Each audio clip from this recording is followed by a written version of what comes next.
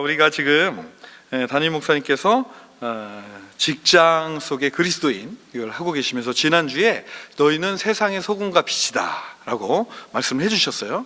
그래서 소금과 빛에 대해서 좀 설명을 좀 해주셨는데 너무 아쉬워요. 그래서 좀 아쉬워가지고 제가 그것을 말씀을 듣고 나서 조금 더 제가 생각한 것들 여러 가지를 이렇게 정리를 해서 이렇게 좀 준비를 해봤습니다. 제가 사실 이 말씀을 준비한 것은 무엇이냐면은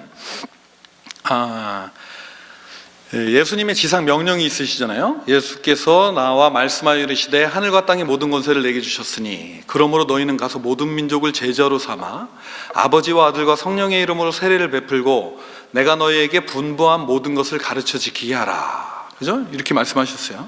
근데 그 분부한 모든 것이 뭔가? 뭐죠? 분부한 모든 것이래요. 그래가지고 제가 막 성경 막 이렇게 다 찾아보면서 설마 마태복음 전체를 다 얘기하시는 건 아니겠지라고 생각을 하다가 나중에 제가 이렇게 생각한 것이 무엇이냐면 이 마태가 마태는 이 성경을 다 구성을 할 때에 누굴 위해서 이것을 썼냐면 제자들을 위해서 썼습니다. 이게 좀 말이 좀 울리지 않나요? 제가 좀 괜찮죠? 예, 제가 막 동굴에서 말하는 것 같아요.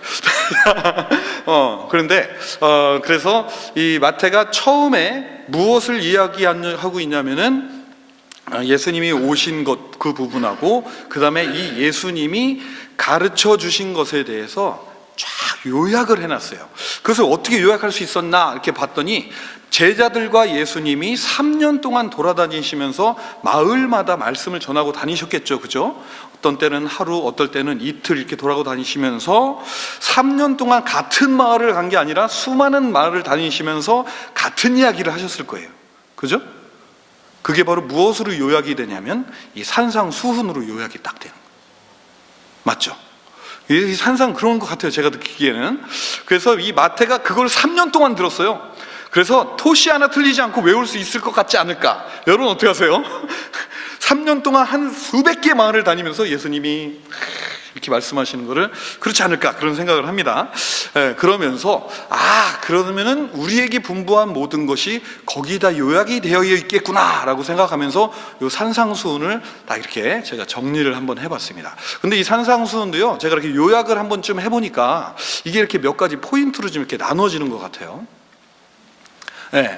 자, 첫 번째 부분에는 무엇을 이야기하고 계시냐면 예수님께서 가르치시기를 복이 있는 자에 대해서 가르쳐 주셨습니다. 근데 이 복이 있는 자를 가르치시는 데 있어서 어떻게 해야 복이 있다라고 가르치는 게 아니라 누가 복이 있는지를 가르쳐 주신 거예요. 이거 무슨 말인지 이해가 되십니까?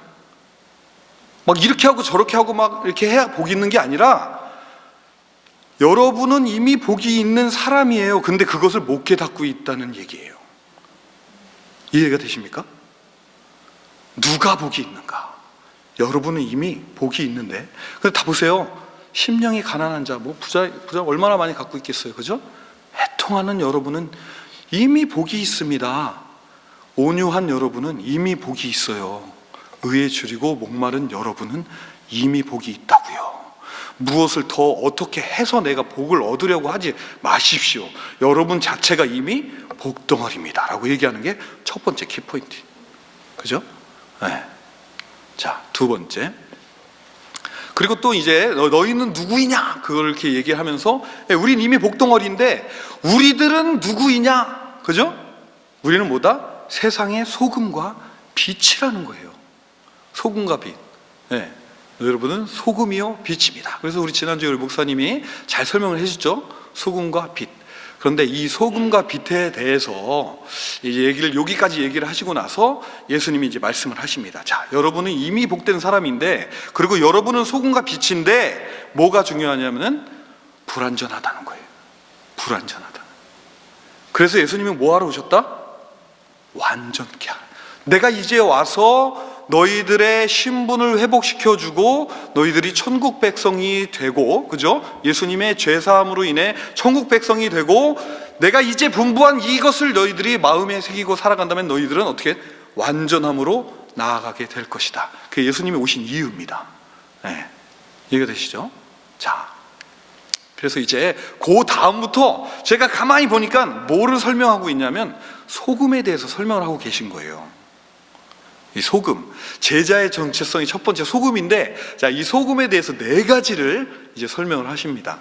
소금의 특성, 이게 목사님이 잘 설명해 주셨지만, 예수님이 말씀하신 그 소금의 특성은 첫 번째 뭐 하지 말아야 되냐면 노하지 않는 겁니다.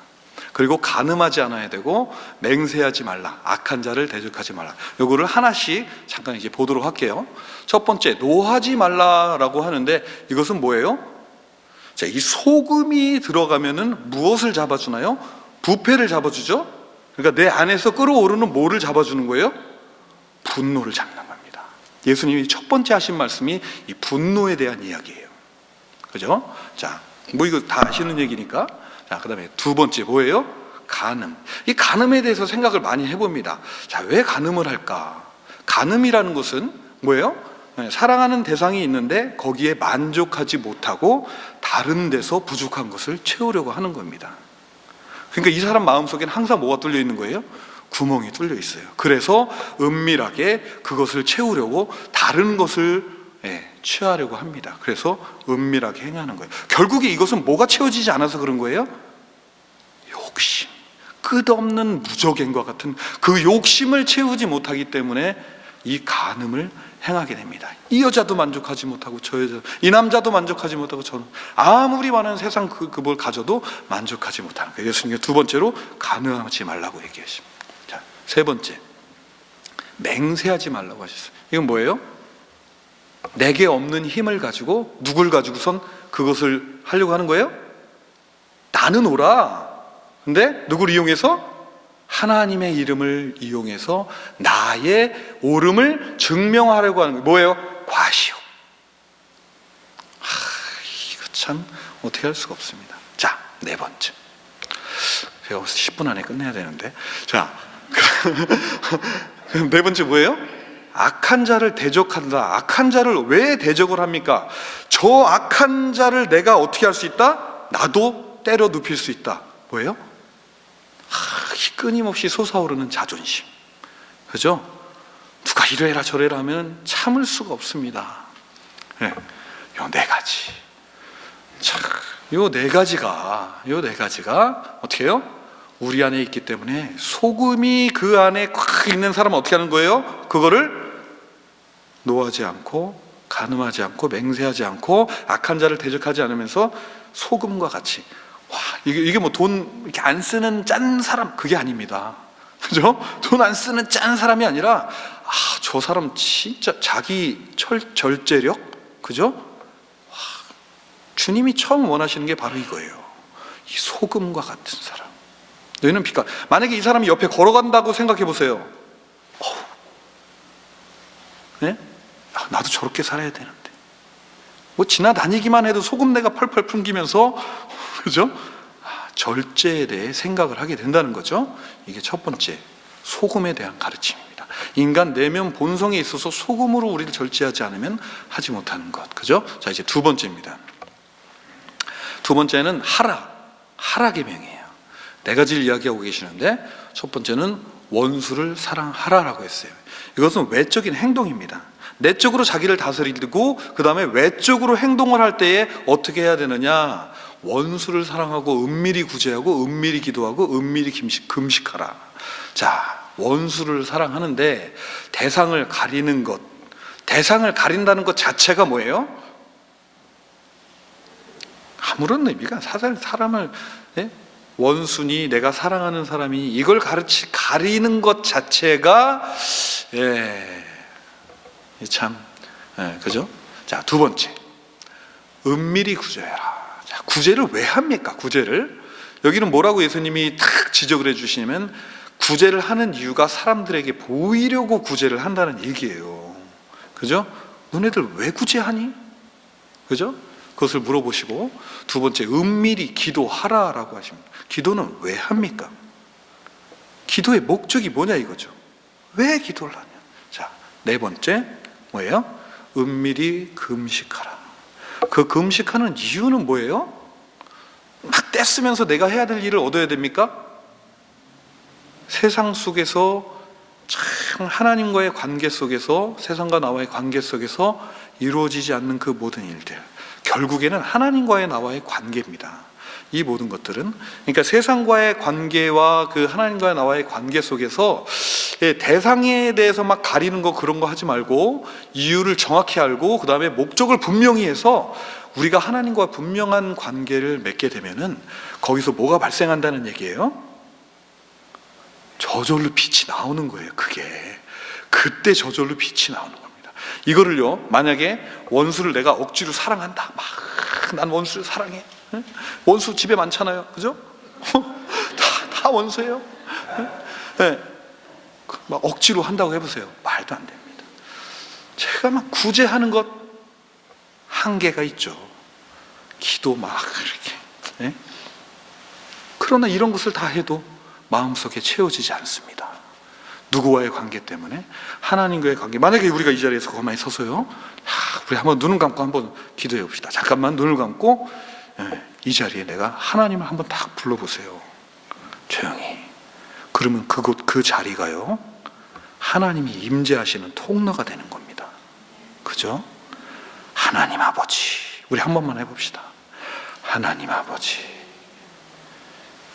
지금 LTE가 연결된 거예요, 하나님하고. 그렇죠?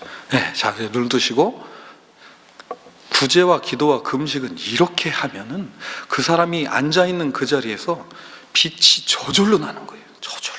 빛은 자기가 스스로 빛을 내려고 하지 않습니다. 그죠? 자기가 빛이라고 얘기하지도 않아요. 그냥 가만히 있는데 빛이 나는 거예요. 그 사람 가는 곳마다 빛이 비춰지는 것이죠. 예수님께서 너희는 소금과 빛이라고 말씀하신 이 내용, 어려운 게 하나도 아닌데 이렇게 딱 몰아서 이야기하면 참 쉽죠.